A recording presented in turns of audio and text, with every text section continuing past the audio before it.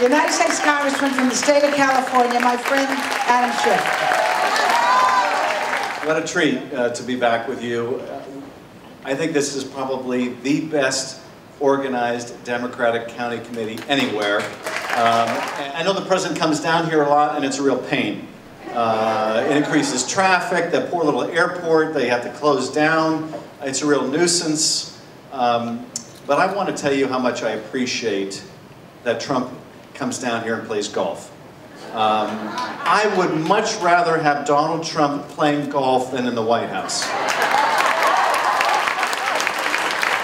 You know, I kind of breathe easier when he's out there playing golf.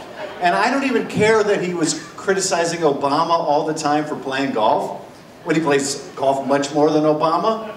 Of course, just a minor hypocrisy, but look, I sleep better knowing he's out here.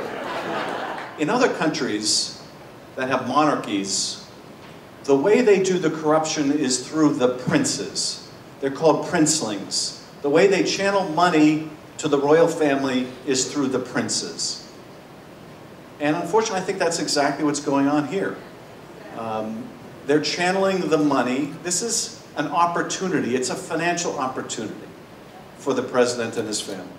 But right now, we have to ask ourselves, this travel ban had 7 countries, it now has 6.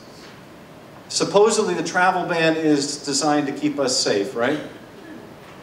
Supposedly, it would be targeted at those countries where we've had the most problem in terms of people who plot terrorist attacks or come here with an intention to attack. Well, if you're going to devise a list of countries, wouldn't Saudi Arabia be near the top of the list?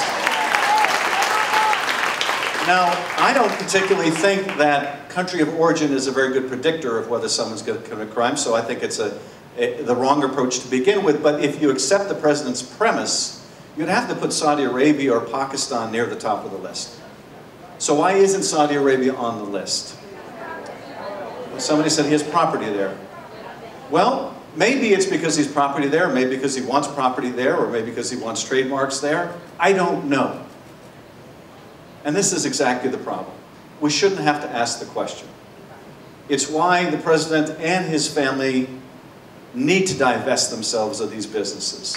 There's no doubt about why. Do we really think that, I don't know, maybe property values in Mar-a-Lago, completely independent of who's the president, have gone up dramatically, and the golf course is that much nicer? They have a new greenskeeper, maybe they have a new chef in the kitchen.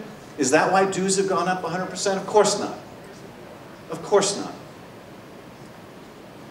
And if we're going to have, you know, this kind of level of financial interest in just one clubhouse, of course it points out problems all around the world. China just granted lots of trademarks to the Trump family, which they've been trying to get for a long time. Now, could this have something to do with the fact that the president, who initially said we might revisit whether we have a one China policy, later decided to agree to the one China policy? Let me ask you a question.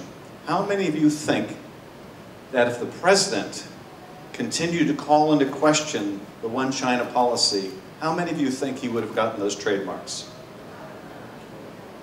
Not a single one. Imagine. I can't imagine that he would have. This is a real problem. Now, of course, this is one of many, many problems.